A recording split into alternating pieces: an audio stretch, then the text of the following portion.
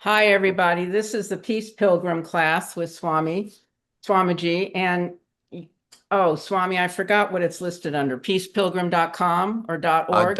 .org, You can peacepilgrim.org. get a book, the book we're going to read. You get a newsletter, Okay. and then you get these little pamphlets called Steps Towards Inner Peace. Okay, Yeah. so Ooh. it's in Santa Fe, New Mexico. Hmm. Yeah, www.peacepilgrim.org. So So did did you buy the book and then they sent the goodies with? No, it's all free. Yeah, They they must won't. have They, a, go on. yeah, I once ordered quite a few copies of them to do a class in DC, and they sent all the books, and I called them and talked to them and tried to make a donation, and they just simply wouldn't accept it. They were like, "No, we're doing all right. This is, this is what we do."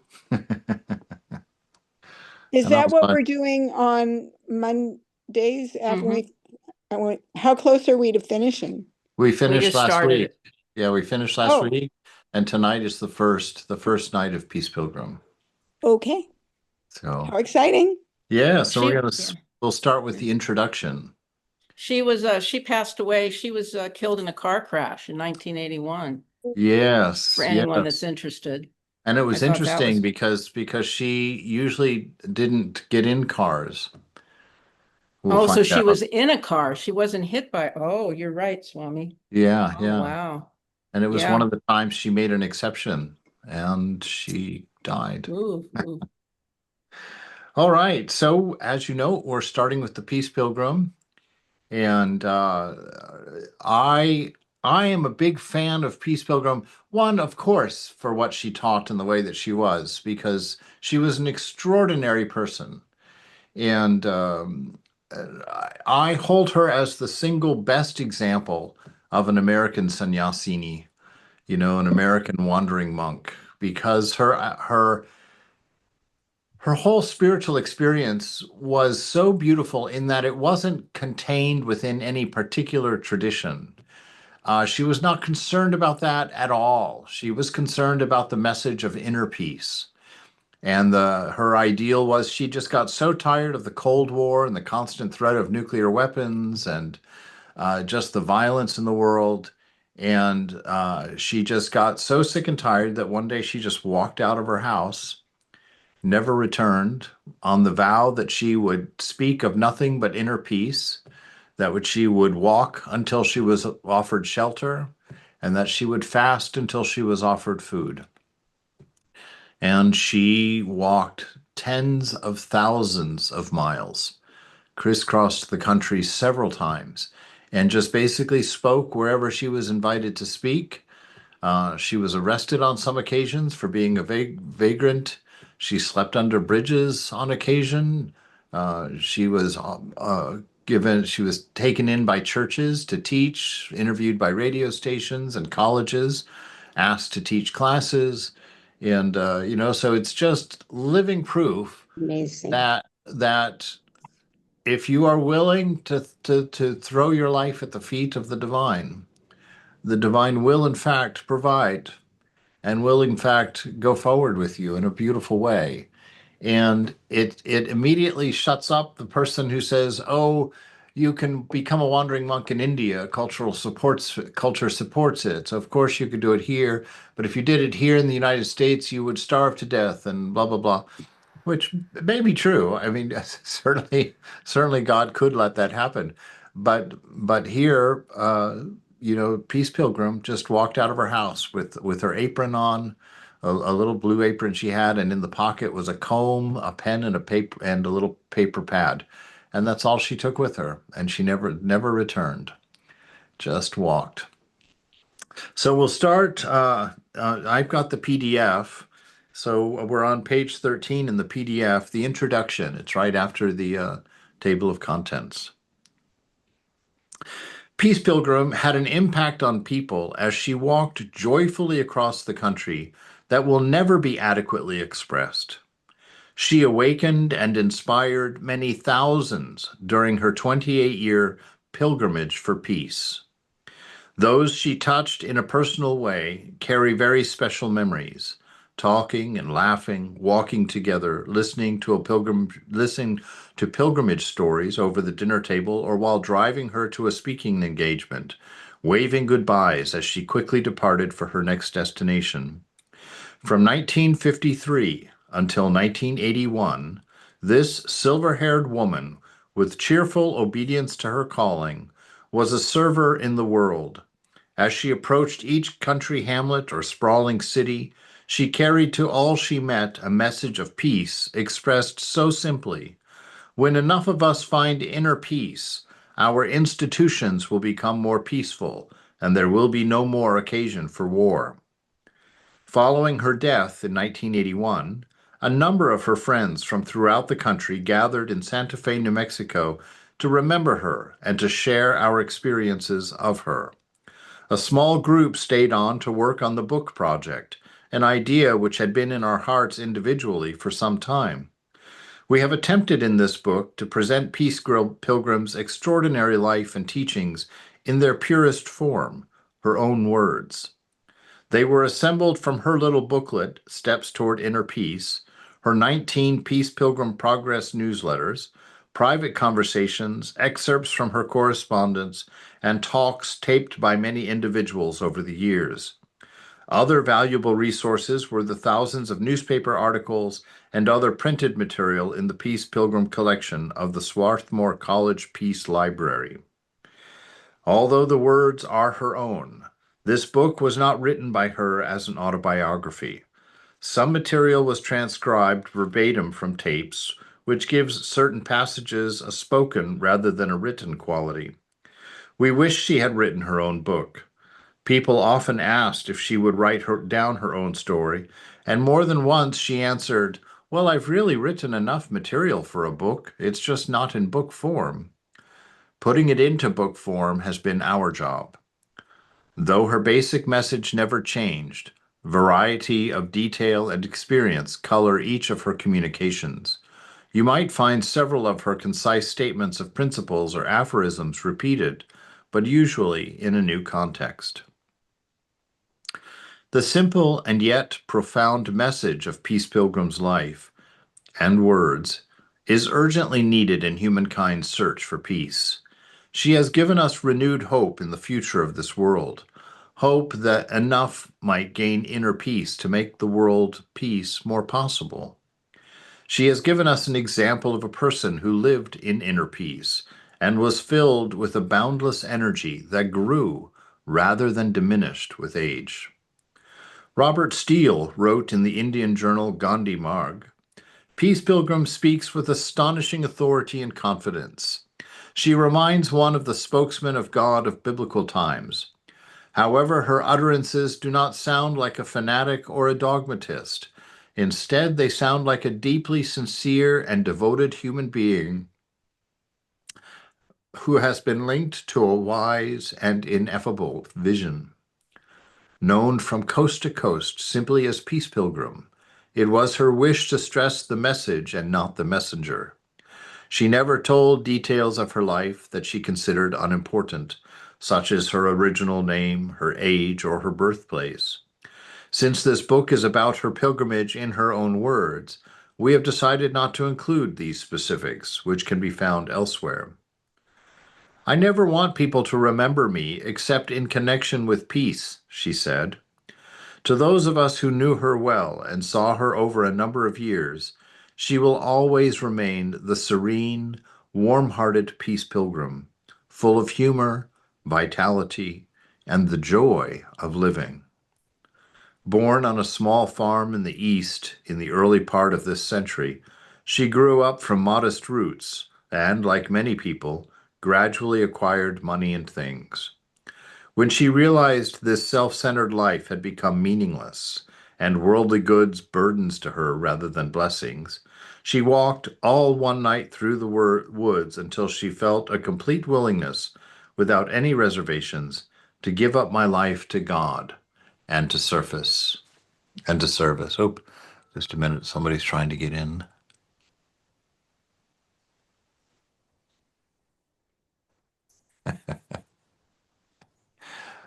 All right. Sorry about that, Greg. No worries, brother.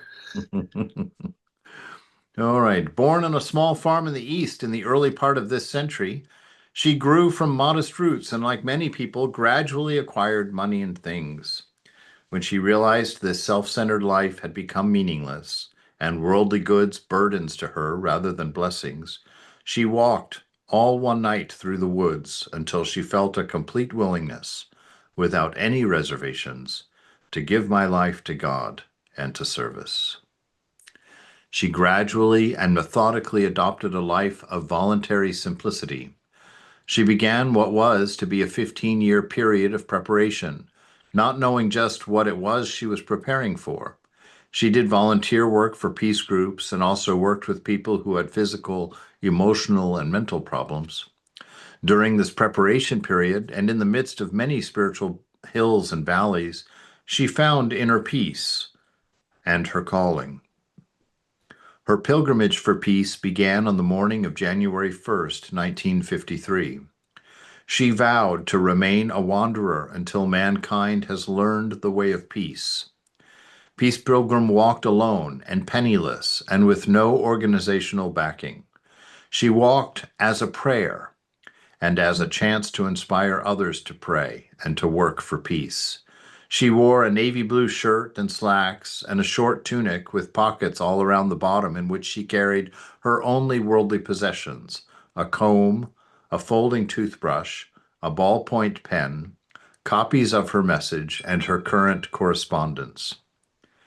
After walking 25,000 miles, which took until 1964, she stopped counting miles and speaking became her first priority.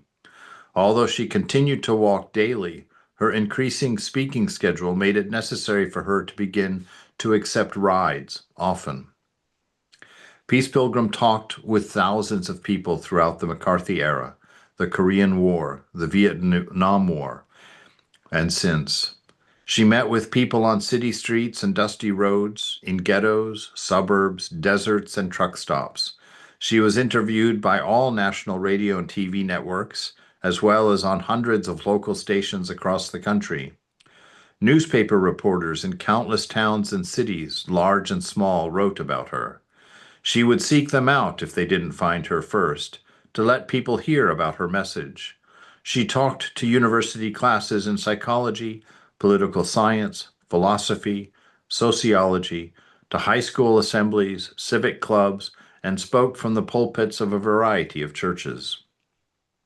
As the years went by, her contagious zest, her ready wit and simple wisdom widened her appeal, and audiences responded more and more frequently with warm and spontaneous laughter and thoughtful questions.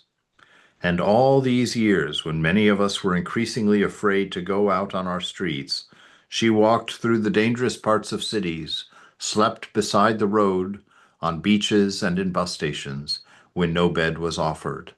Through the years, strangers became friends, inviting her into their homes and arranging speaking engagements, often a year or more in advance. Peace Pilgrim believed we had entered a crisis period in human history, walking the brink between a nuclear war of annihilation and a golden age of peace. She felt it was her calling to arouse people from the apathy and to get them thinking and actively working for peace. And always she encouraged people to seek the real source of peace within and to use the ways of peace in their relations with others. At the time of her death, Peace Pilgrim was crossing the country for the 7th time. She had walked through all 50 states and had also visited the 10 provinces in Canada and parts of Mexico. In 1976, a man flew her to Alaska and Hawaii to meet his children, to walk and to speak in churches and to talk with the media.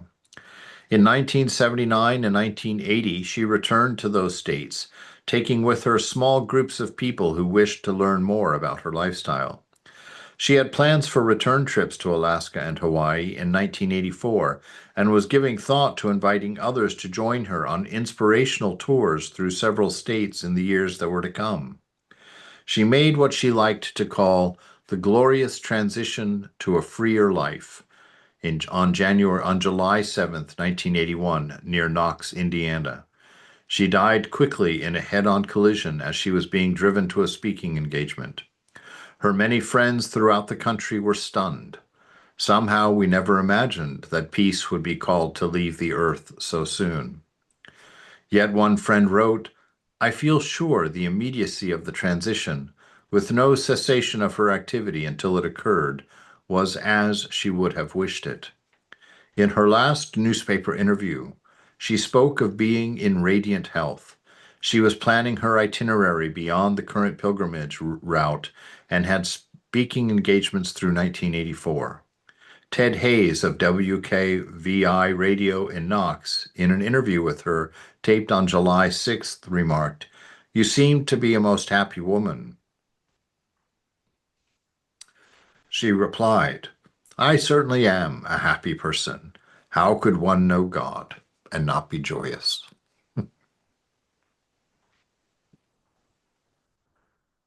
Oof, God, she was so amazing. Just there's so many things in there that I was reading that I was just going, wow, oh my Lord. Messages from friends who hear of her passing continue to be received at the little Cologne, New Jersey post office from which her mail was always forwarded. The letters are touching. "My dear Peace, I have just now heard of your death from this earthly body. If this is not so, please write back." Another wrote, "I know you are one with God. I see you in the universe."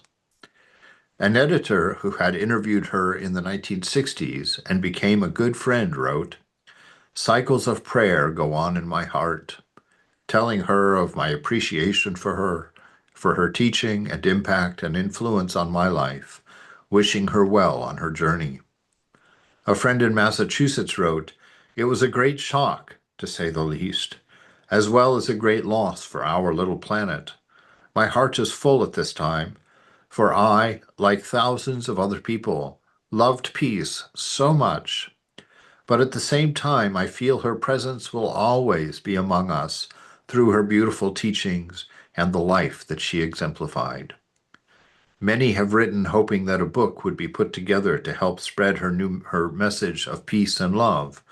A few others have said that they are thinking of writing articles or longer works about her. We hope this book will be a valuable resource for these and future writers, as well as an inspiration and encouragement to those who never had the good fortune to meet her. One who captured her spirit wrote, "The seeds of peace have been scattered well. It is the duty of all who were touched by her to begin the harvest. It is our hope that her words and spirit will continue to inspire, and we join with you in a circle of love with all others who knew her and who were touched by her. Free of earth, as free as air, now you travel everywhere." All right. There it is. Just, the beauty of it is how sincere it was. How she just was inspired by peace. She had no agenda of her own. you know, she just gave her life and just everything. I walked out of her house. Good Lord. What a faith. What an amazingly brave thing to do, you know? It's like, and as a woman to walk alone, she didn't walk with a companion with her. I'm sure there's a story, we'll probably read it, where she was walking across the desert and a truck driver stopped and picked her up one night. And later on, when he was interviewed, he admitted that he had bad intentions when he picked her up. But he said that when she got into the cab of his truck, of his semi-truck, that she just sighed, a big sigh, and said, "Thank you," and laid her head against his shoulder and cuddled up next to him and fell asleep. And he said, with the amount of trust and guilelessness that she trusted me with. He said I couldn't go through with my plan. He said she made me feel responsible for her like a parent. And I immediately thought of Holy Mother in that regard, just that guileless, that sweet trust in God, like that. All right, chapter 1, Growing Up. I had a very favorable beginning, although many of you might not think so. I was born poor on a small farm on the outskirts of a small town, and I'm thankful for that. I was happy in my childhood. I had a woods to play in and a creek to swim in, a room to grow. I wish that every child could have growing space because I think children are a little like plants. If they grow too close together, they become thin and sickly and never obtain maximum growth. We need room to grow.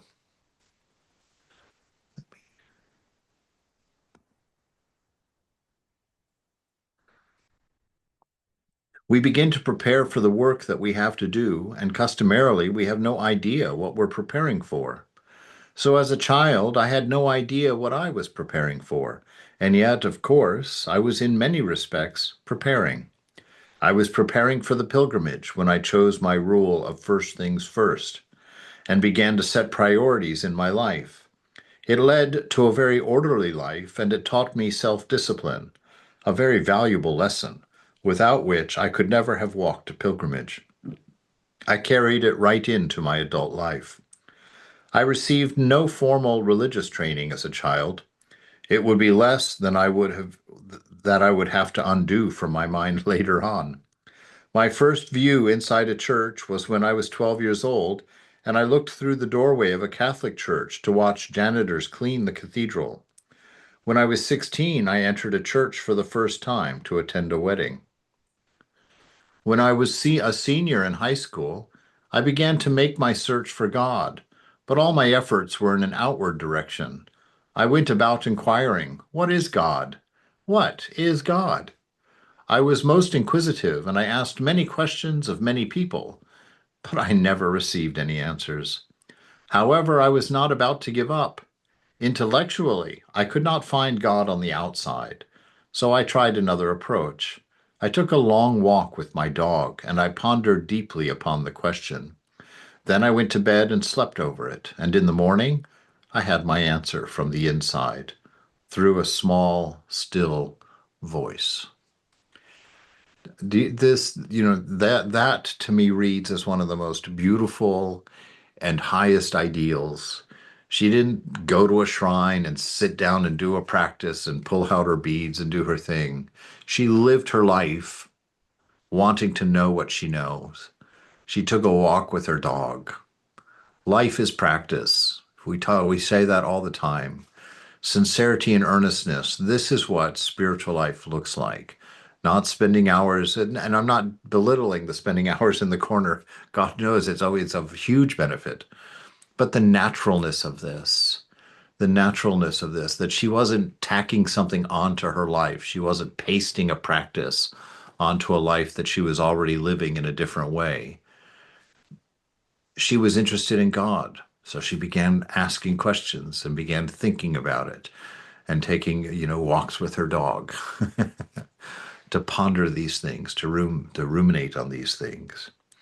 And she gets her answer on her own, finds out that the journey goes inward and not outward. So this is the primary reason I wanted to study her and to look at her is because it's just the most encouraging thing to me. I don't even really know how to describe it when I think of her.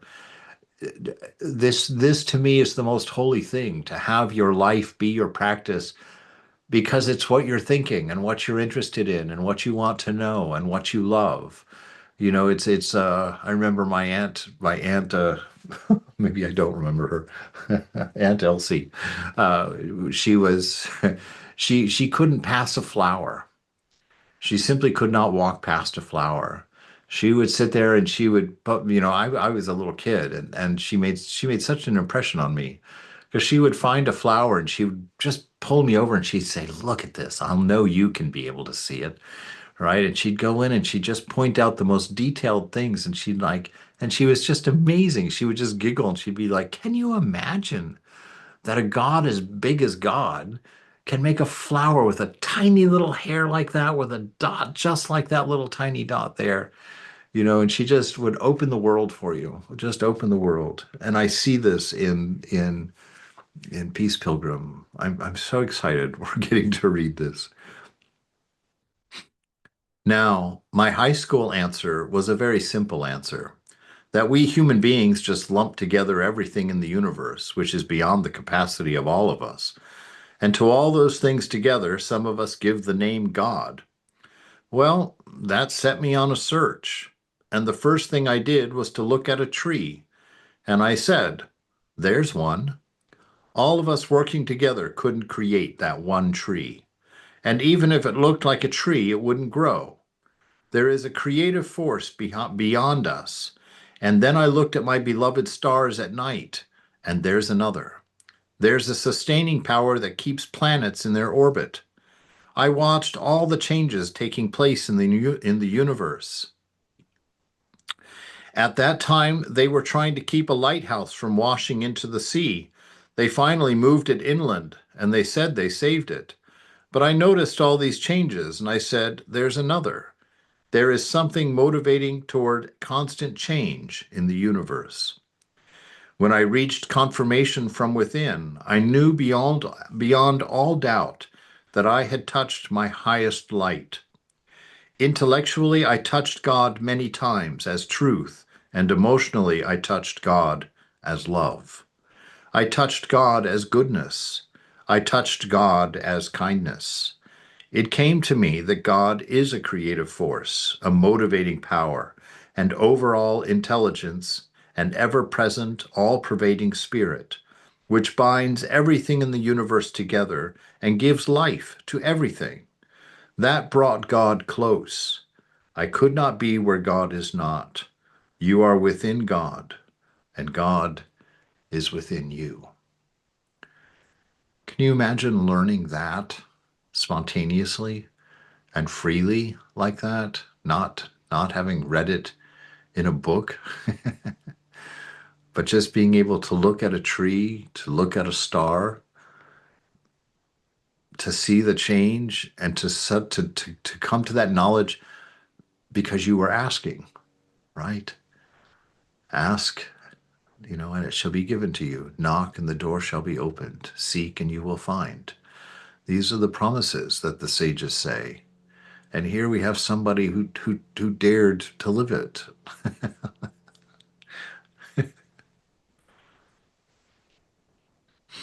I was working in the five and dime store between my junior and senior year in high school. I just loved the work, especially fixing up counters so that they would look pretty. They even let me fix up the windows because I like to do that.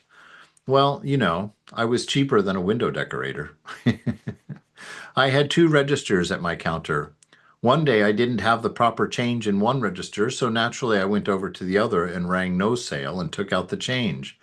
Then I discovered I'd committed a cardinal sin. I heard them whispering, "She rang no sale." The male floor walker came over and said, "Come with me." He put me at a counter in a corner that needed fixing up. He left me there and then came back and said, "Why did you do that?" I replied, "I still don't know what I did. I just took change out of the register. I didn't steal any money." He said, "You were instructed never to ring no sale." I answered, "I wasn't instructed at all." Then he went to the female floor walker who was supposed to instruct me. I was reinstated. But because of the incident, she then hated me. I knew that something needed to be done about it. Then I passed her desk and noticed a few faded flowers there. The next morning, I brought her a beautiful bouquet of flowers from my garden. I said, "I noticed those faded flowers. I know you love flowers, and here are some from my garden." She couldn't resist them. At the end of the week, we walked out of there arm in arm.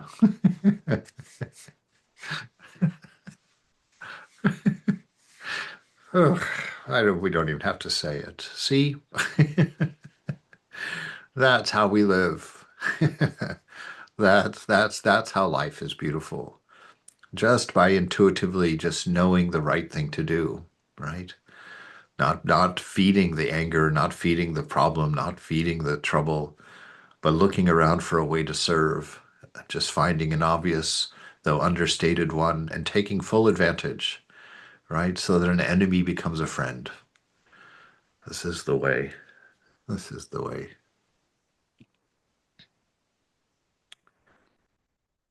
I feel sure I was being prepared for the pilgrimage when I read the golden rule in history, do unto others what you would have others do unto you, expressed in a lot of different ways and pointing out the very culture that every culture had one.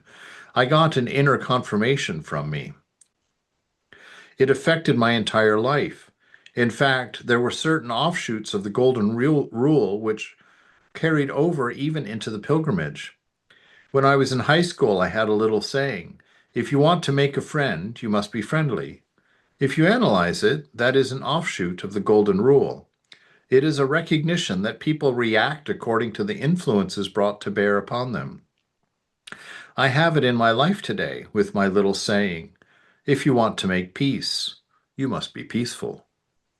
I put the golden rule into practice just beyond my student days.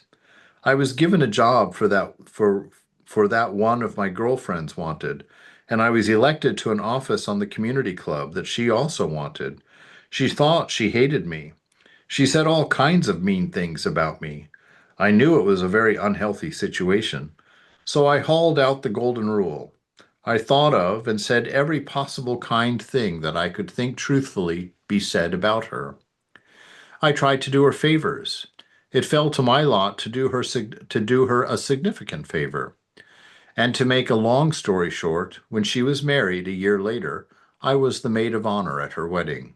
See, see how a little bit of spiritual practice goes such a long way, right?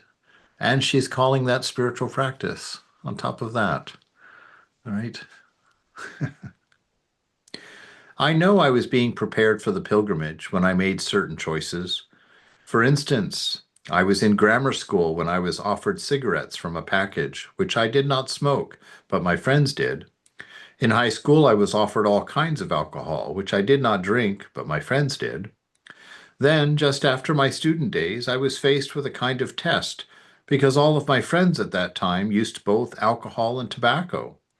There was such a push toward conformity in those days. They call it peer pressure now, that they actually looked down on me because I didn't do those things. And gathered in someone's living room, I said to them, look, life is a series of choices, and nobody can stop you from making your choices. But I have a right to make my own choices, too, and I have chosen freedom.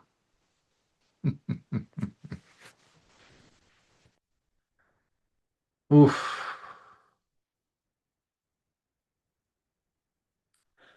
I have chosen freedom.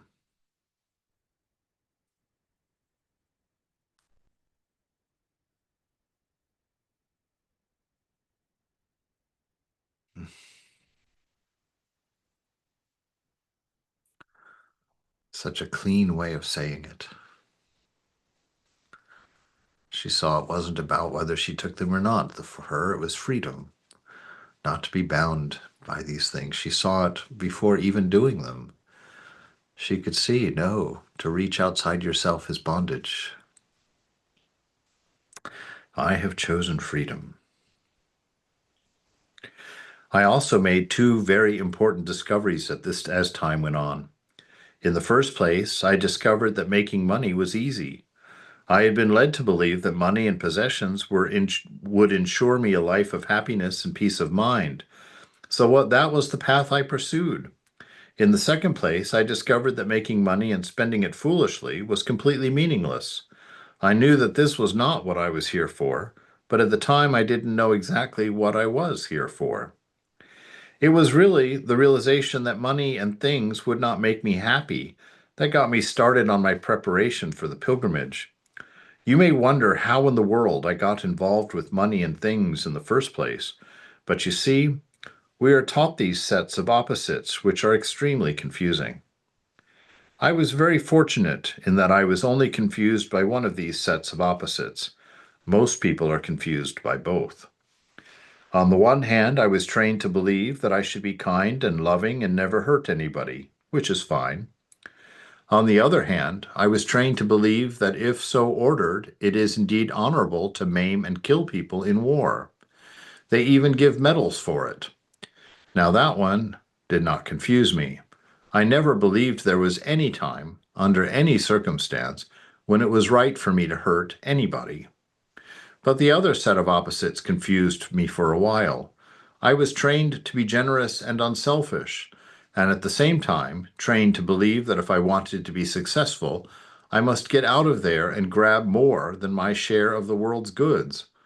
These conflicting philosophies, which I had gathered from my childhood environment, confused me for some time, but eventually I uprooted this false training. You see, this is just a beautiful example of discernment going on there. You know, not just a discerning of what's going on in her mind, but a discernment in the world around her, seeing that she was being taught two opposite things and being aware of that opposition and seeing that it didn't make sense. And when she saw that it didn't make sense, she had no problem not adopting it, right? That she simply wouldn't have anything to do with it. Very natural. This is the beauty of this to me, is that she's demonstrating that life is religion, that God is everything, and that if you just simply have a mind, a body, a self that wants to know, that is sincerely asking questions of the universe, that you get them, that life will teach you. She didn't go to Bibles and Qurans and Vedas, you know. She was a person. She was a person who recognized the world that she lived in and learned from it, you know, and served it.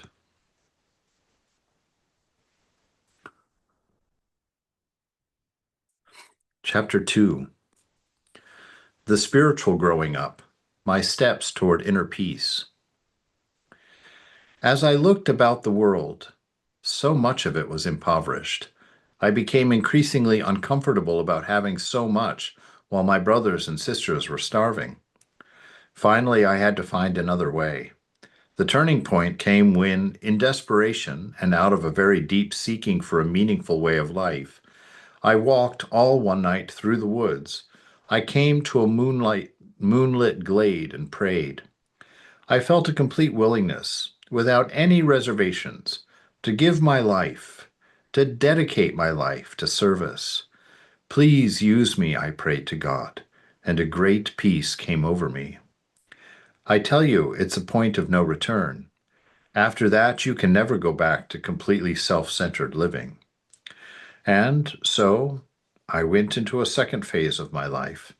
I began to live, to give what I could, instead of to get what I could, and I entered a new and wonderful world. My life began to be meaningful. I attained the great blessing of good health. I haven't had an ache or a pain or a cold or a headache since. Most illness, you know, is psychologically induced.